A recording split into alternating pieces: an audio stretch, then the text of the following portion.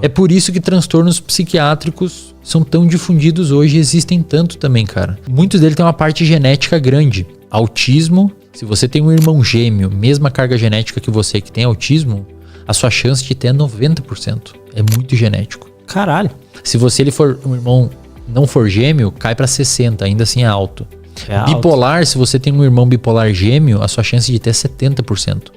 Se o bipolar for um irmão não gêmeo, cai pra 20%, se eu não me engano, 20%, 30%. Se você tem um irmão com esquizofrenia e é gêmeo, 70%, 80% de chance. Se não for gêmeo, 20%, 30%. A depressão é o menos genético. Se você tem uma pessoa com depressão que é irmão gêmea sua, sobe para uns 20%. Se for uma irmã normal com depressão, vem para 8%.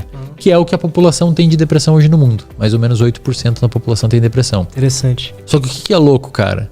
Muitas pessoas com transtornos psiquiátricos se dão muito bem na vida. Por quê? Porque dependendo da onde, do ambiente que ela estiver, algum determinado traço comportamental daquele transtorno vai favorecer muito essa pessoa, cara. Tipo ansiedade, por exemplo, dependendo do ambiente que ela tá. Eu tenho pacientes com TDAH, por exemplo. E geralmente acho que eles têm pouca atenção. Na verdade, se você for ver, o paciente com TDAH, ele tem muita atenção. Esse é o problema dele, na verdade. Agora você não entendeu, né? Pensa assim, ó, um paciente com TDAH lendo um livro aqui. Cara, se bater a porta lá embaixo, ele vai olhar. Tipo, uma pessoa falando ali. Ele já não... Então, ele não consegue sustentar a atenção num lugar, mas ele tá prestando atenção em tudo toda hora. Inclusive, isso provavelmente se dá devido... Isso provavelmente se dá, inclusive, devido ao tálamo, uma região do seu cérebro que filtra informação sensorial. No TDAH, ela ser mais furada, digamos assim. Então, por exemplo, a gente tá falando agora, você tá prestando atenção em mim. Se alguém fala lá na outra sala, o seu tálamo pode impedir a informação que entrou no seu ouvido, passou pro seu tálamo e ele tranca ali, ele não deixa acender, subir para as áreas auditivas. Então você não vai tomar consciência daquela situação. Por exemplo, agora você tá sentado na cadeira. Você até eu falar, você não tava sentindo a sua pele tocando na cadeira. Agora você tá sentindo porque eu falei. Sim. Por quê? Porque o seu tálamo estava inibido. O óculos no seu rosto, você não estava sentindo o óculos tocando o seu nariz até agora. Porque essa informação sensorial, o seu tálamo estava impedindo que fosse até a área somatosensorial e você tomasse consciência dessa informação. Pacientes com TDAH talvez tenham, o tálamo deixa passar mais coisa. Então a gente está falando, em vez do tálamo segurar aquela voz, ele deixa eu prestar atenção, daí minha atenção desvia. Então o TDA não é falta de atenção? É muita atenção. É excesso. E inclusive, cara... Se você pega um paciente com TDAH motivado com uma coisa, que você bota ele estudar uma coisa que ele gosta, ele fica com hiperfoco naquilo. Eu queria saber se existe alguma correlação de pessoas que cresceram jogando videogame com TDA. E no texto lá que eu vi, estavam falando que muitos pacientes com TDA, eles têm um hiperfoco, né? Muito hiperfoco. E por quê? Porque o TDAH, quando tem a característica hiperativa junto, você pode ter só TDA ou TDAH. Você pode ter só a déficit de atenção ou com hiperatividade. O TDAH tem uma característica muito impulsiva, por isso que eles usam muita substância e tal. Só que essa impulsividade pode ser direcionada para um estudo, cara, para o trabalho. Eu conheço paciente, eu tenho paciente e conheço muita gente com TDAH que é muito... inclusive os psicólogos e psicólogos TDAH que são referência na psicologia.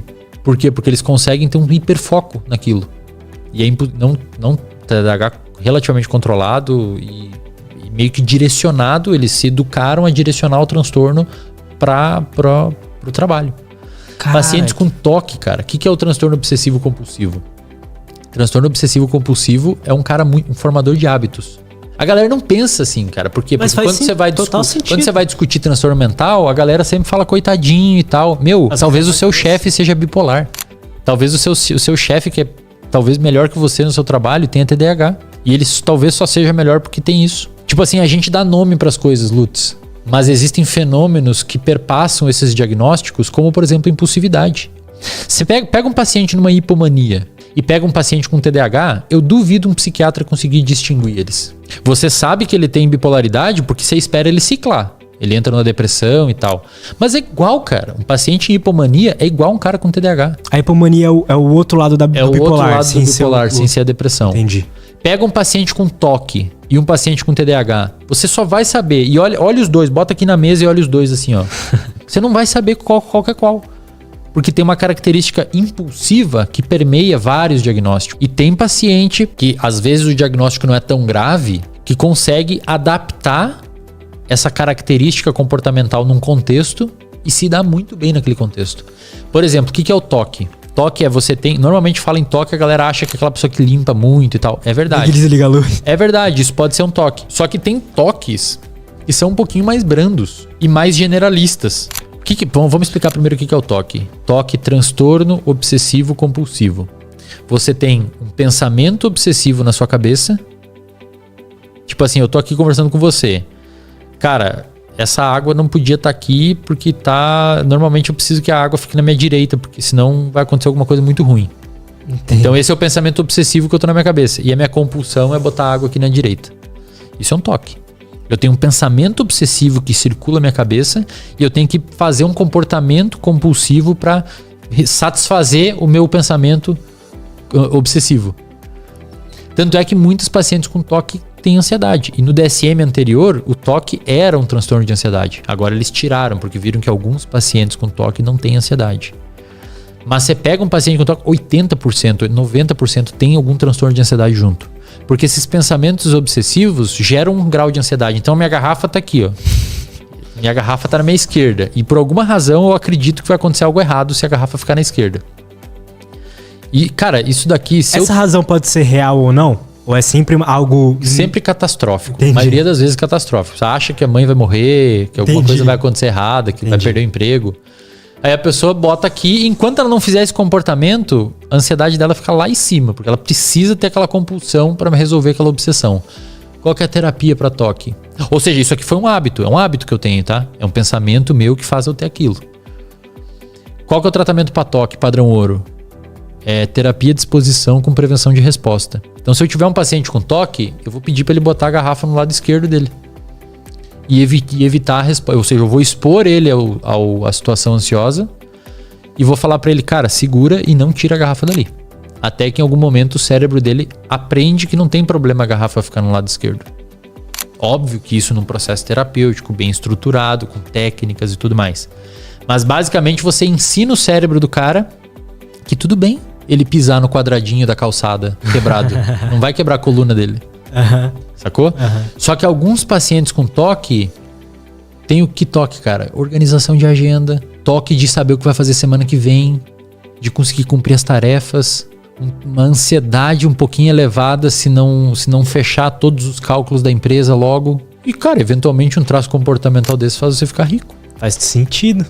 E eu tenho e conheço pessoas que têm esses transtornos, ou às vezes tem traços do transtorno, não chega a fechar um transtorno, mas tem traços, apresenta alguns sintomas do transtorno, e que justamente esses sintomas permitem que a pessoa seja muito boa.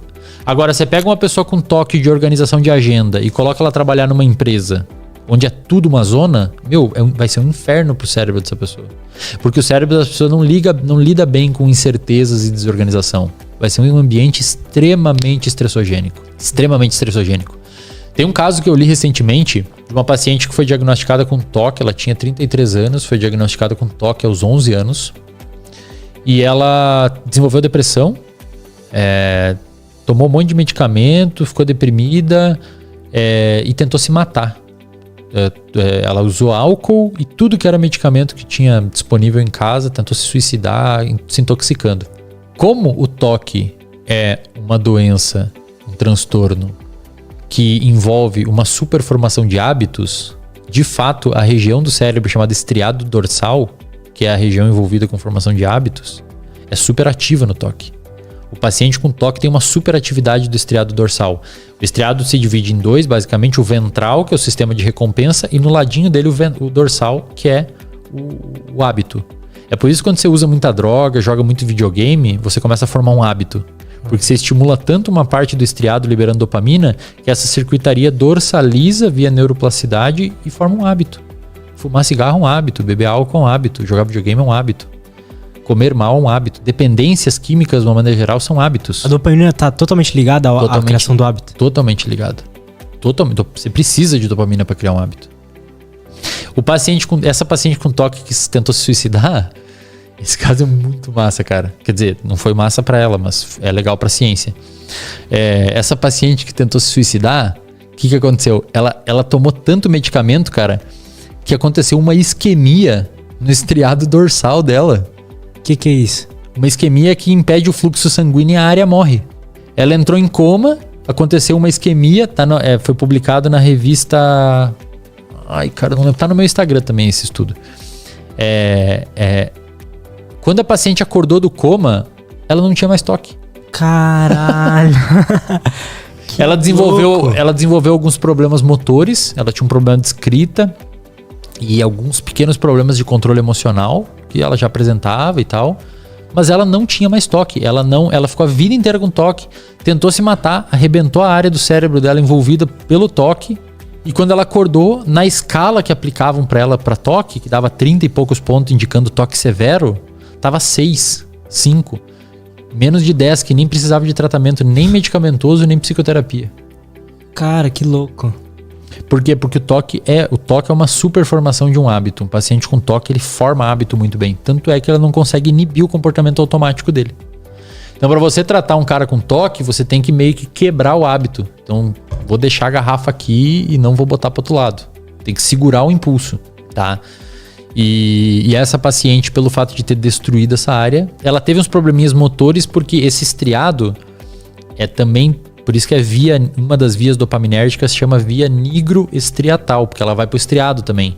E o estriado tá envolvido com a gente fazer comportamento motor. Entendi. E ali deu uma quebradinha num lado da parte motor, ela também ficou com dificuldade de, acho que, coisas finas, escrever, coisas assim, sabe? Entendi. Mas curou o toque. A sua visão científica ou pessoal, esses transtornos, eles têm um lado positivo também? Aí que tá. Assim como as mutações que permitem a evolução das espécies, que o Darwin viu lá que você nasce com um gene que meio que bota você com um pescoço um pouquinho maior, se você for uma girafa, permite você comer mais que as outras e reproduzir esse gene? Talvez se você olhar o comportamento humano, por exemplo, pessoas que nascem por alguma razão com uma necessidade maior dopaminérgica.